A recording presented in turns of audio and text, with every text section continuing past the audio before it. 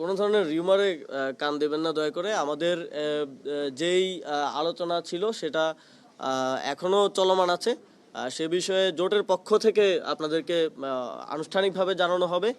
প্রথম কোশ্চেনটা কি ছিল? মানে এখন পর্যন্ত যা যা দেখছেন আপনি এই কমিশনের উপর নির্ভর করে সুষ্ঠু নির্বাচন হবে কিনা নির্ভর করতে পারছেন কিনা? এই বিষয়টা আপেক্ষিক। এই বিষয়ে আমরা নির্বাচনের পরের দিন বলতে পারবো যে এই কমিশন কতটুকু সুষ্ঠু এবং নিরপেক্ষ নির্বাচন আয়োজন করতে পারলো কি পারলো না।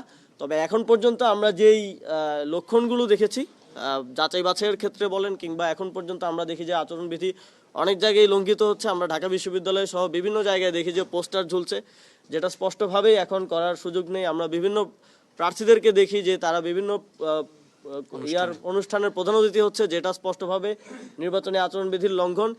তো এখন পর্যন্ত আমরা সম্পূর্ণ আস্থা রাখতে পারছি না। আমরা তাদেরকে ক্রিটিক্যালি দেখছি, তবে এটা তাদেরকে প্রমাণ করতে হবে যে কতটুকু সুষ্ঠু নির্বাচন তারা আয়োজন করতে পারবেন এবং এই বিষয়গুলোতে যথাযথ ব্যবস্থা গ্রহণের মাধ্যমে, এক্সাম্পলারি ব্যবস্থা গ্রহণের মাধ্যমে কনফিডেন্সটা তাদের প্রতি তাদের নিজেদেরকেই ফিরিয়ে আনতে হবে।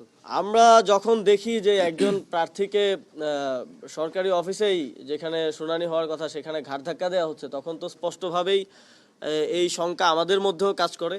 এবং আমরা যখন দেখি যে বিভিন্ন এলাকায় সন্ত্রাসীরা খোঁড়া ঘুরে বেড়াচ্ছে এবং আমরা দেখি যে বিভিন্ন জায়গায় প্রশাসন পক্ষপাতিত্ব করছে, তখন এই শঙ্কাগুলো আমাদের মধ্যে অবশ্যই আছে। এবং আমরা এক্ষেত্রে ধৈর্য সহকারে সরকার, নির্বাচন কমিশন সহ সকলকে আমাদের জায়গা থেকে তথ্য দিয়ে এবং প্রয়োজনে তারা যদি চায় আমরা মাঠে আমাদের শক্তি দিয়েও তাদেরকে সহযোগিতা করতে চাই একটা সুষ্ঠু নির্বাচন আয়োজনের ক্ষেত্রে।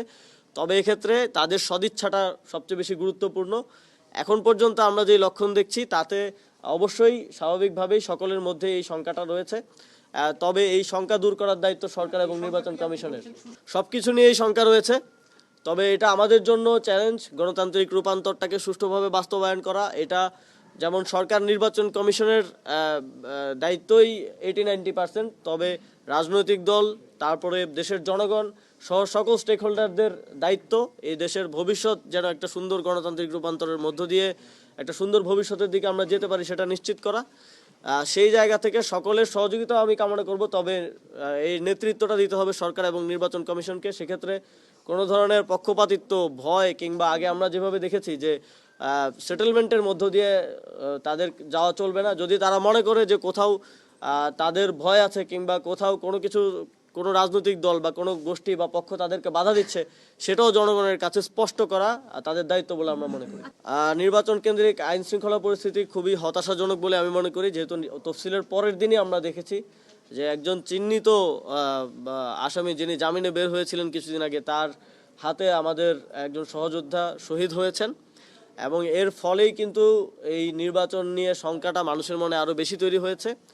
তো এখন পর্যন্ত আমরা সেভাবে দৃশ্যমান আইনশৃঙ্খলা বাহিনীর উপস্থিতিও নির্বাচন কেন্দ্রিক আমরা লক্ষ্য করতে পারছি না। আগে যেরকম ছিল সেরকমই দেখা যাচ্ছে।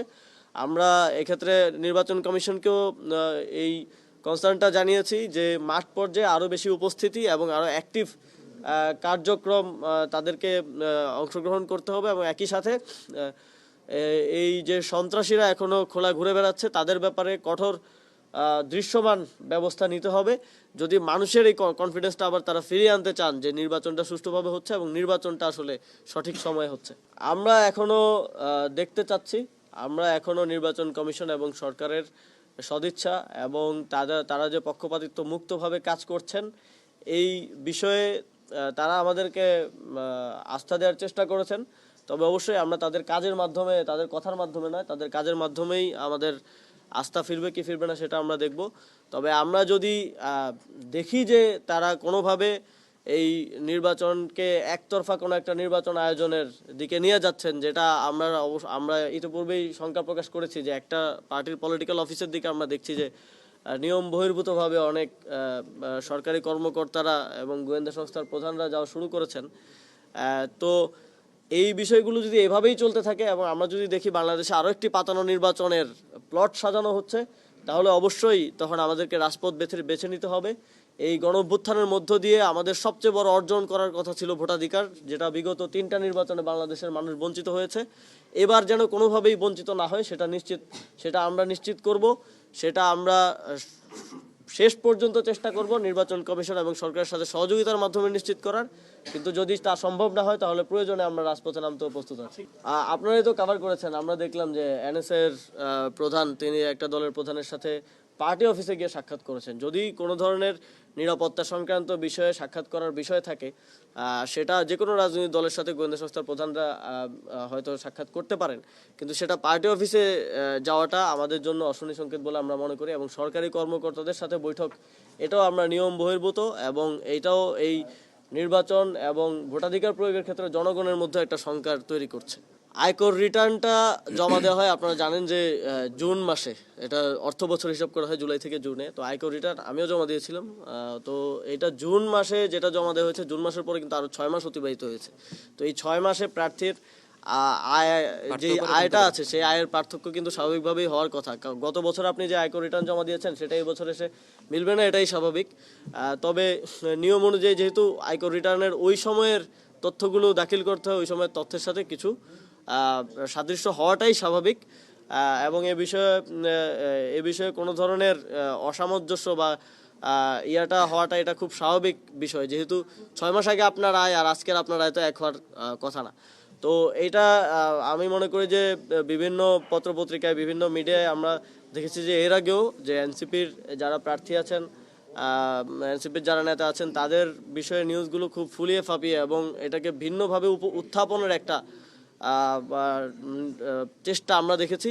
আপনি যদি ওই প্রায় যতজন প্রার্থী হলফনামা জমা দিয়েছেন, কারোই আপনি আয়কর রিটার্ন আর বর্তমান আয়ের মধ্যে এক ধরনের দেখতে পাবেন না, কারণ 6 মাসে অনেক কিছু চেঞ্জ হয়। ফ্যাসিবাদের দোসর এবং তাদেরকে যারা সহযোগিতা করেছে বিগত সময়ে বাংলাদেশের মানুষের ভোটাধিকার হরণের ক্ষেত্রে, এই সেটেলমেন্টের যারা অংশ ছিল, আমরা কোনোভাবেই রাজনৈতিকভাবে তাদের পুনর্বাসন, রাজনৈতিকভাবে তাদের নির্বাচনে অংশগ্রহণ সেটা চাই না। এবং এই বিষয়ে আমরা আজকে নতুন না, আমরা আগে থেকে আমাদের দলীয় অবস্থান এবং এটা বলে আসছি। আমরা নির্বাচন কমিশনকেও এই বিষয়ে কনসার্ন জানিয়েছি, নির্বাচন কমিশন জানিয়েছে তারা বিধিবদ্ধভাবে আইনের মধ্যে থেকে তারা এই বিষয়ে তারা সিদ্ধান্ত গ্রহণ করবে। আপনাদের সকলকে ধন্যবাদ। Thank you.